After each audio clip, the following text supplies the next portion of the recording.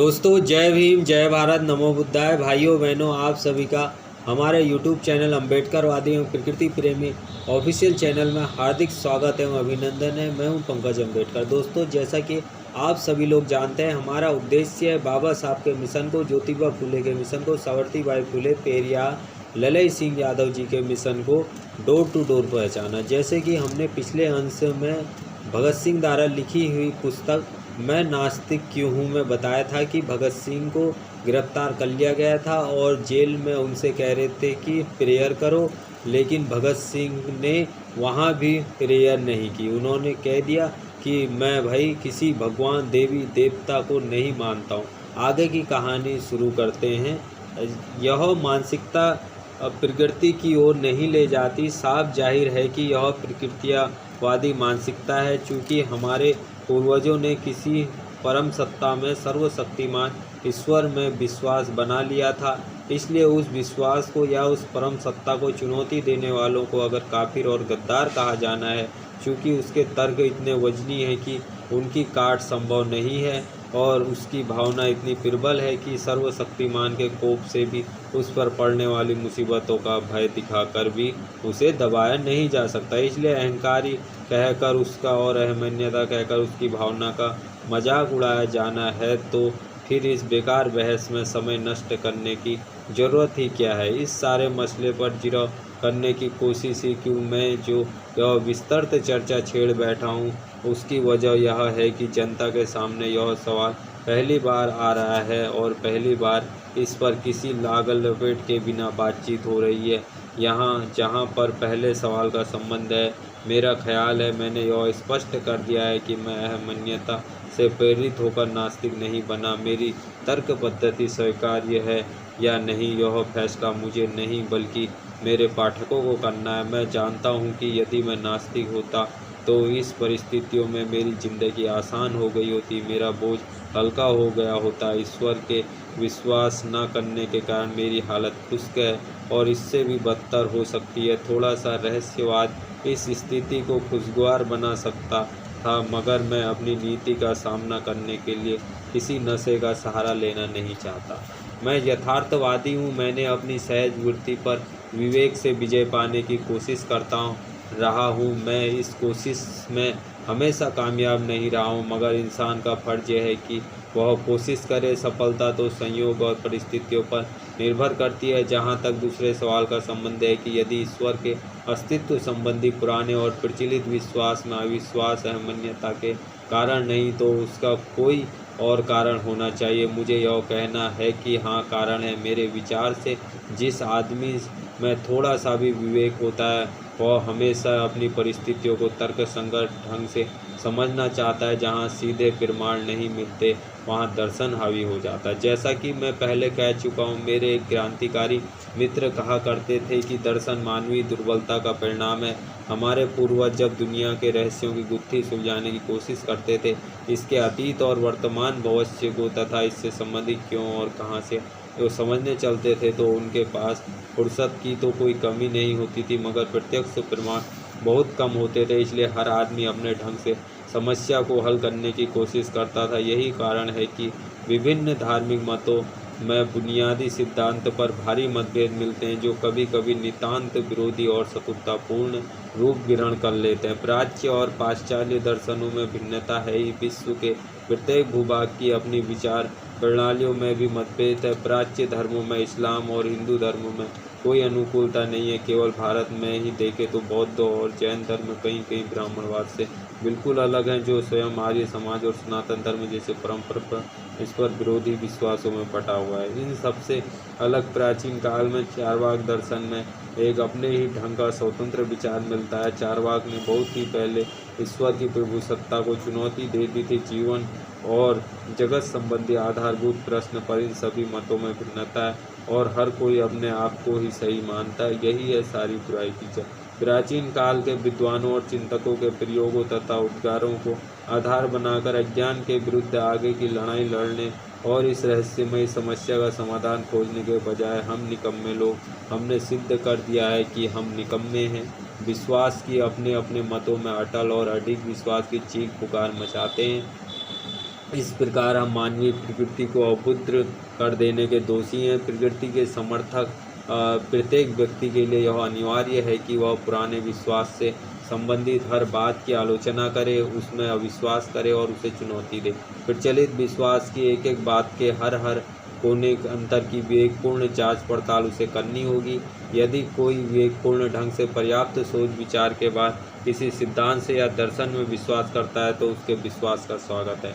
उसकी तर्क पद्धति भ्रांतिपूर्ण, गलत, पथभ्रष्ट और कदाचित हेत्वाभासी हो सकती है, लेकिन ऐसा आदमी सुधरकर सही रास्ते पर आ सकता है, क्योंकि विवेक का ध्रुव तारा सही रास्ता बनाता हुआ है उसके जीवन में चमकता रहता है। मगर कोरा विश्वास और अंधविश्वास खतरनाक होता है, क्योंकि वह दिमाग को कुंद करता है और आदमी की प्रतिक्रियावादी बना देता है। यथार्थवादी होने का दावा करने वाले को तो समूचे पुरातन विश्वास को चुनौती देनी होगी। यदि विश्वास विवेक की आंच बर्दाश्त नहीं कर सकता तो ध्वस्त हो जाएगा। तब यथार्थवादी आदमी को सबसे पहले उस विश्वास के ढांचे को पूरी तरह गिराकर उस जगह पर नया दर्शन खड़ा करने के लिए जमीन साफ करनी होगी। यह तो नकारात्मक पक्ष से।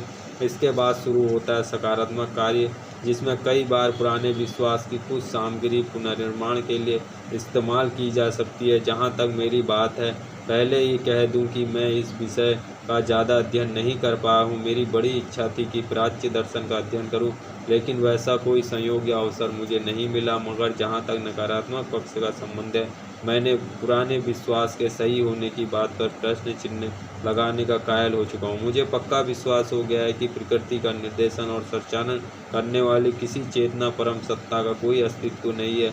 हम प्रकृति में विश्वास करते हैं और प्रकृति को मानव सेवा नियोजित करने के लिए उसे मनुष्य की वशवर्ती बनाने समूचे प्रगतिशील आंदोलन का लक्ष्य है। उसे चलाने वाली कोई चेतना शक्ति उसके पीछे नहीं है। यही हमारा दर्शन है। नकारात्मक पक्ष की ओर हम आस्तिकों से कुछ सवाल पूछते हैं। यदि आपके विश्वास के अनुसार कोई सर्वशक्तिमान, सर्वव्यापी और सर्वज्ञ ईश्वर है जिसने इस पृथ्वी या दुनिया की सृष्टि की, तो कृपया यह बताइए कि उसने ऐसा क्यों किया।